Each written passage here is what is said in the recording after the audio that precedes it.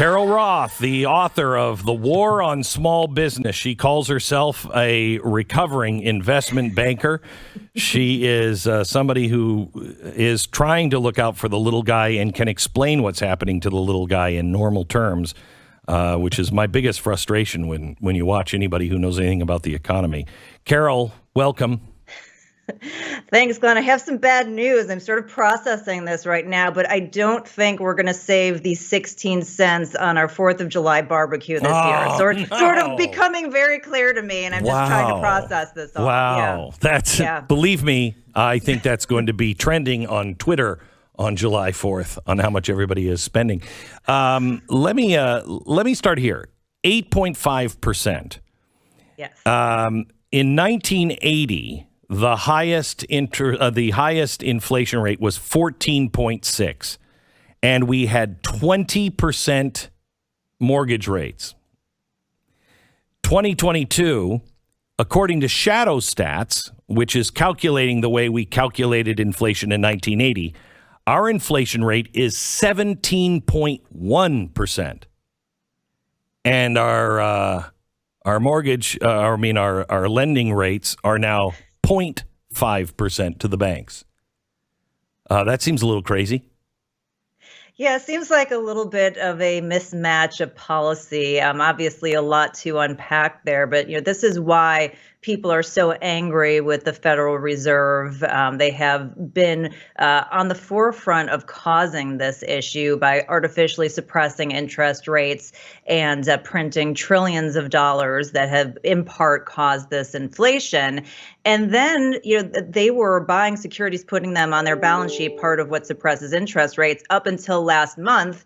Then all of a sudden they got the wake up call going, oh boy, inflation's pretty high, even though it's been trending at, incredible levels for well over a year. And, now all of a sudden, we have to do something, and they're still not doing it fast enough. But the rub on all of this is it's very hard for them to do anything without putting us into a recession. So they are caught between a rock and a hard place. Yeah, kind of. Oh, gee, I remember saying this. Kind of at a place where there are no good options and they're out of bullets. All right. So let's go back to the stats of 8.5%. This is so misleading because they'll say it's the highest in 40 years, meaning it was worse under Jimmy Carter. But I contend it's not worse. I mean, it was not worse in the 1970s and 80s. It's worse now by far because we're at the beginning of this. Can you explain Shadow Stats and what you understand? Is this credible to be able to say, let me look and calculate it the way we used to? Sure. So to be fair, I've looked at Shadow Stats. I have not been able to go through. It would take, lots of modeling power to be able to go back and replicate it. But basically what they've done is they said, there have been a lot of shifts here, both in the 80s and the 90s in terms of the way that the government calculates inflation. And this should be of no surprise to anyone. They want to keep the headline inflation number down. Also, though, isn't Social Security increases based on CPI? You just read this is exactly where I was going with it. So they have a couple of, no, this is good. We're always simpatico on these things, Glenn. So the reason why they want to keep the headline number down is because it allows them to print more money. It keeps you from panicking. But like you said, there are a lot of things that, the numbers for inflation feed into, like you said, Social Security and other programs that have cost of living adjustments. So this is another way for the government to continue to cheat. So what Shadow Stats has done is they said, well, let's go back to, the best approximation we can make of what happened before the 90s changes, before the 80s changes, and let's calculate it. And if they looked at the rate, it's about double of what is being reported. And you can just look at some of the key categories, things like rent and hotels and whatnot, on what they are reporting and go, that makes sense. You and I can go to the grocery store. We can, try to shelter and feed our families and go get gas. You understand that it's not just 8.5% inflation. So this is trying to give you that apples to apples comparison. Right. And, by my estimation, it seems like it's in the ballpark. Yeah, which is 17.1 inflation rate this month.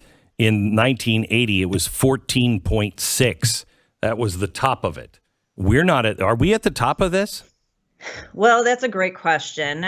Today we got a number. There are different measures of inflation. The CPI is sort of a consumer survey, one that's used.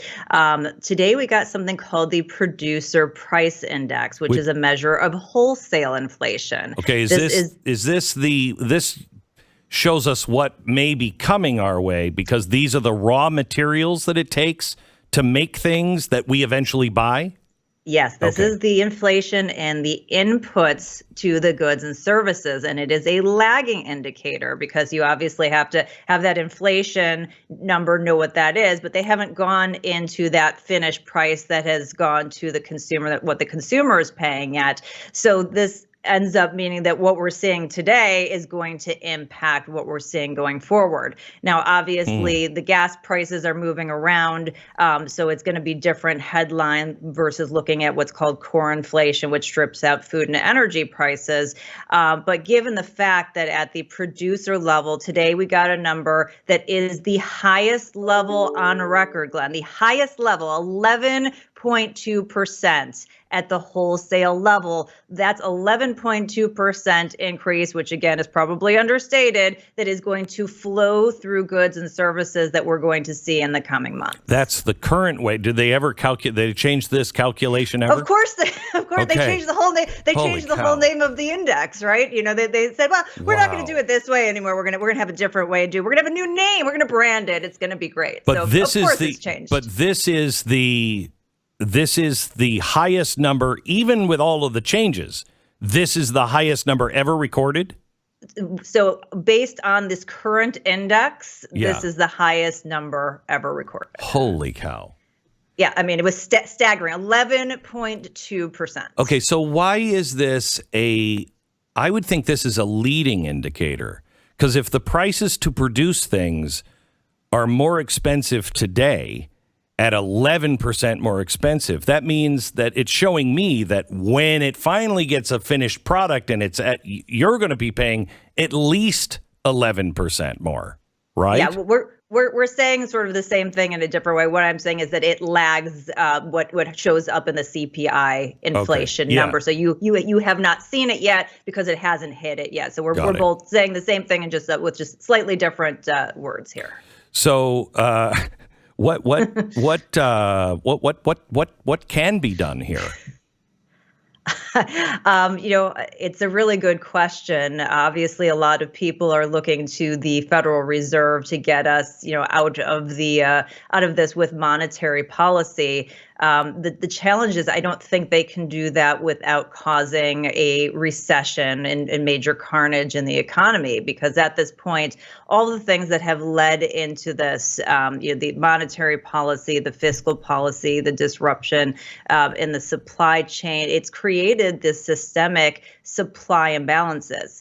Monetary policy can quell our demand. It can make us go, oh, we're not going to get a mortgage because, it's at 6%, or, we're not going to spend as much at the store. But, how does it fix the fact that we have 1.8 jobs available for every worker? How does it fix the fact that we have 4 to 5 million homes, that are underbuilt at this point in time? How does it fix the fact that we've underinvested in energy and healthcare infrastructure? So it's, the things that they would have to do to make those changes, there's a huge disconnect. And as I said, I think it would be really ugly for the economy. So,